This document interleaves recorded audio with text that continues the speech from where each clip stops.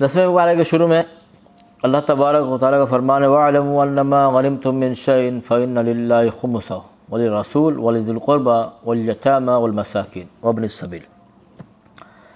اس سے پہلے آیتوں میں اللہ تعالیٰ نے کفار سے جہاد کا حکم دیا، اور جہاد میں جب مسلمان فتح ہو جائیں اور جو جنگ میں کفار کا مال اور ہتھیار وغیرہ ان کے ہاتھ آ جائیں اسے مال غنیمت کہتے ہیں۔ تو نبی کریم صلی اللہ علیہ وسلم کے حیات میں خمس کے 5 حصے کیے جاتے تھے۔ ایک حصہ نبی کریم صلی اللہ علیہ وسلم کے لیے، ایک حصہ آپ کے قرابت داروں کے لیے، ایک حصہ یتیموں کے لیے، ایک حصہ مسکینوں کے لیے، اور ایک حصہ مسافروں کے لیے۔ اسی کو یہاں بیان کیا گیا ہے۔ خمس اللہ کے لیے ہے، اس میں تنبیہ ہے، خمس عبادت ہے جیسا کہ کہا گیا ہے۔ مساجد اللہ کے لیے ہیں، یہ بھی ہو سکتا ہے کہ یہ خمس کے تعظیم کے لیے ہو، جیسے بیت اللہ اور ناقۃ اللہ میں اضافت تعظیم کے لیے ہے۔ ہمارے علماء احناف رحمہ اللہ نے یہ کہا ہے کہ نبی کریم صلی اللہ علیہ وسلم کے ظاہری پردہ فرمانے کے بعد آپ کا حصہ ساقط ہو گیا، اور اب ہمارے نزدیک خمس کے 3 حصے کیے جائیں گے۔ ایک حصہ یتیموں کے لیے، ایک حصہ فقراء کے لیے، اس حصے میں بنو ہاشم کے فقراء بھی داخل ہیں، اور ایک حصہ مسافروں کے لیے۔ یہ اس طرح سے ہمارے فقہاء نے اس مسئلے کو بیان کیا ہے۔ اس کے بعد سورۃ الانفال کے بعد سورۃ التوبہ شروع ہوتی ہے۔ سورۃ التوبہ کے شروع میں آپ نے دیکھا ہوگا بسم اللہ نہیں ہوتا اور بسم اللہ نہیں پڑھی جاتی۔ اس کی وجوہات علماء نے یہ بتائی ہیں کہ سورۃ التوبہ کے شروع میں بسم اللہ الرحمن الرحیم اس لیے نہیں پڑھی جاتی کہ نبی کریم صلی اللہ علیہ وسلم نے اس کا حکم نہیں فرمایا۔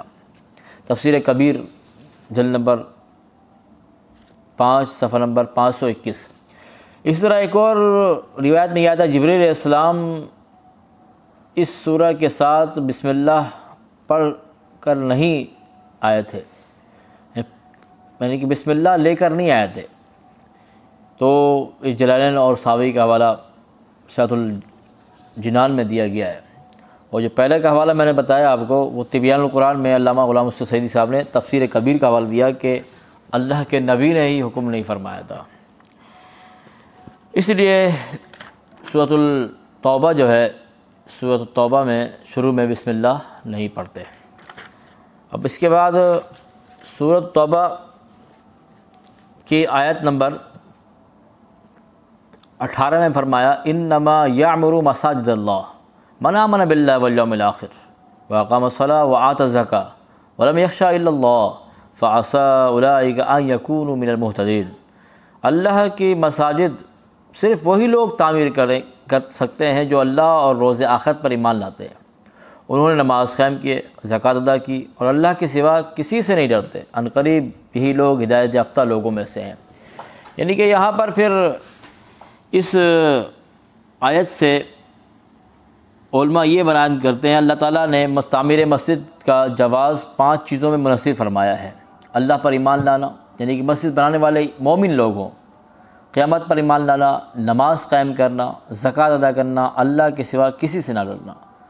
مسجد بنانے کے لیے ایمان باللہ اور دیگر امور کا ذکر تو ہے، لیکن ایمان بالرسول کا ذکر نہیں۔ اس کی وجہ یہ ہے ایمان باللہ، ایمان بالرسول کو مستلزم ہے، لازم ہے، کیونکہ اللہ پر ایمان لانے کا مطلب یہی ہے اللہ کے تمام ارشادات ایمان پر ایمان لایا جائے، اور محمد رسول اللہ صلی اللہ علیہ وسلم جس نے سیدنا محمد صلی اللہ علیہ وسلم کو اللہ کا رسول نہیں مانا، اس نے اللہ عز و جل کو نہیں مانا۔ یہ اللہ کا فرمان بھی ہے قرآن پاک میں ہے، محمد الرسول اللہ، محمد اللہ کے رسول ہیں۔ تو یہ اس سے بات واضح ہوتی ہے اللہ کی مساجد کو مومن لوگ بنائیں، ٹھیک ہے، ان کے مال سے مساجد بنائی جائیں۔ اس کے بعد 19 نمبر آیت میں فرمایا اجعلتم سقایۃ الحاج وعمارۃ المسجد الحرام کمن آمن باللہ والیوم الآخر، کیا تم نے حجاج کو پانی پلانا اور مسجد حرام کے آباد کرنے کو اور اس شخص کی نیکیوں کے مثل کر دیا ہے جو اللہ اور روز آخرت پہ ایمان لاتا ہے؟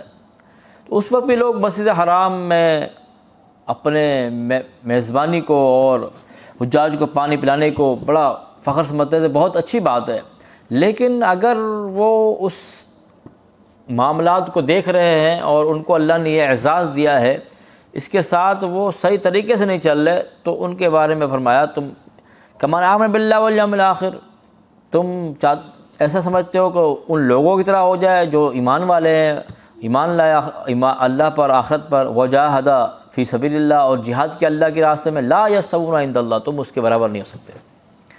تو یہاں سے واضح ہو گیا۔ آگے فرمایا واللہ لا یہدی القوم الظالمین، اللہ تعالیٰ ظالم قوم کو ہدایت نہیں دیتا۔ تو ایسا نہیں ہے کہ وہاں رہ کر آپ جو بھی کرتے رہیں اور صرف حجاج کو پانی پلا لیں اور ان کی مہمان نوازی کر جائیں اور آپ کے عقائد بالکل یعنی کہ بیکار قسم کے معاذ اللہ ہوں، تو پھر ایسی کامیابی نہیں ہوگی، عقائد ٹھیک ہونے پڑیں گے۔ اس کے بعد سورۃ التوبہ میں وہ واقعہ بھی موجود ہے جو نبی کریم صلی اللہ علیہ وسلم اور سیدنا صدیق اکبر رضی اللہ تعالیٰ ہجرت کر کے مکے سے مدینہ گئے تھے اور غار ثور میں آپ نے قیام کیا تھا۔ فرمایا اس کے بارے میں اللہ تعالیٰ نے ثانی اثنین اذ ہما فی الغار، دو میں سے دوسرے تھے جب وہ دونوں غار میں تھے، اذ یقول لصاحبہ، جب کہا وہ اپنے ساتھی سے فرما رہے تھے لا تحزن ان اللہ معنا، غم نہ کرو اللہ ہمارے ساتھ ہے۔ تو یہاں پر بہت بڑا جو پیغام میں دینا چاہوں گا، لصاحبہ، اپنے صاحب سے کہا۔ یہ صحابیت سیدنا صدیق اکبر رضی اللہ تعالیٰ عنہ کی نفس قطعی سے ثابت ہے، قرآن سے ثابت ہے۔ جو سیدنا صدیق اکبر رضی اللہ تعالیٰ عنہ کی صحابیت کا انکار کرے یا آپ کے خلاف کوئی نازیبہ کلمات کہتا ہے، آپ کی غصاخی کرتا ہے، آپ کی بے ادبی کرتا ہے، تو وہ قرآن کے خلاف بات کر رہا ہے۔ آپ کی صحابت کا انکار یہ قرآن کا انکار ہے، وہ اسلام سے خارج ہو جائے گا۔ سورۃ توبہ کی آیت نمبر 80 میں اللہ کا فرمان ہے استغفر لهم او لا تستغفر لهم ان تستغفر لهم 70 مرہ فلن یغفر اللہ لهم۔ اللہ نے فرمایا اے محبوب آپ ان کے لیے استغفار کریں یا نہ کریں، اگر 70 بار بھی استغفار کریں گے اللہ انہیں معاف نہیں کرے گا۔ اب یہ آیت سن کر مومن پریشان ہو جائیں، پریشان نہیں ہونا چاہیے بلکہ پوچھنا چاہیے آیت نازل کس کے لیے ہوئی ہے؟ کہ مومنوں کے بارے میں ہے؟ نہیں، بالکل نہیں، یہ منافق کے بارے میں ہے۔ اللہ نے فرمایا وہ لوگ جو منافق ہوں، مظاہر مومن ہے اندر سے نفاق تھا، یہ عبداللہ بن ابی رئیس المنافقین کا ذکر ہے۔ تو اس کے بارے میں یہ آیت ہے۔ اگر کوئی آپ کو یہ آیت پڑھ کے کہے کہ بھئی سورۃ توبہ 10ویں سپارے میں آیت نمبر 80 جو ہے سورۃ توبہ کی، اس میں یہ ہے اللہ نے فرمایا استغفار نبی کی سفارش قبول نہیں ہوگی، آپ کہیں 10واں سپارہ بہت آگے ہے، آپ پہلے ہی بریک لگا لیتے 5ویں سپارے میں، 5ویں سپارے کی سورۃ النساء کی آیت نمبر 64 اس کو پڑھیں۔ اس میں کیا فرمایا رب تعالیٰ نے وَلَوْ أَنَّهُمْ إِذ ظَلَمُوا أَنفُسَهُمْ جَاءُوكَ، اے محبوب اگر یہ اپنی جانوں پر ظلم کر لیں، یہ مومن کی بات ہے، آپ کے پاس ہے، فَاسْتَغْفَرُوا اللَّهَ وَاسْتَغْفَرَ لَهُمُ الرَّسُولُ، یہ بھی استغفار کریں، آپ بھی سفارش کر دیں، لَوَجَدُوا اللَّهَ تَوَّابًا رَحِيمًا، اللہ تعالیٰ انہیں معاف فرما دے گا۔ اب یہ آیت آپ یاد کریں، جو بھی بالخصوص عمرے کے لیے جاتے ہیں، حج کے لیے جاتے ہیں، روزہ رسول پر حاضری کے لیے جاتے ہیں، ان کو یہ آیت یاد ہونی چاہیے، تاکہ وہاں جو شرطے کھڑے ہوتے ہیں وہ کہتے ہیں شرک کے فتوے لگا رہے ہوتے ہیں، ان کو یہ آیت سنائیں۔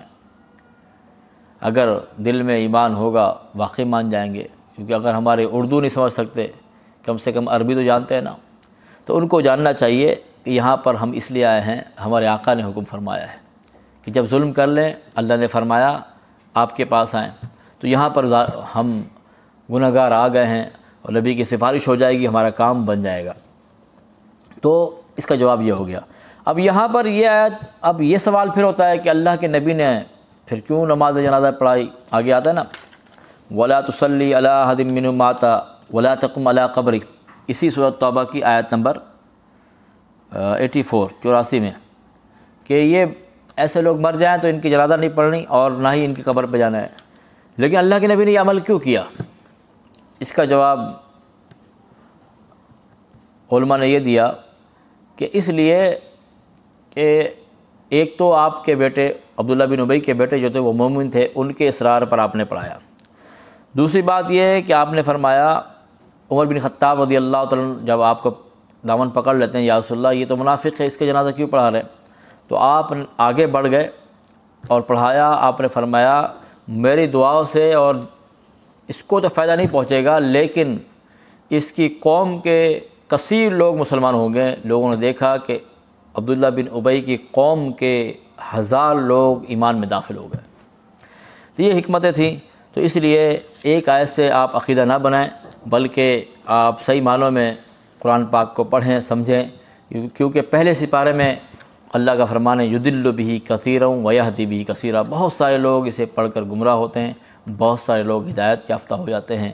ہمیں چاہیے ہم صحیح معنوں میں قرآن پڑھیں، سمجھیں، اس پر عمل کریں۔ آج الحمدللہ 10واں سپارہ ہمارا مکمل ہو گیا۔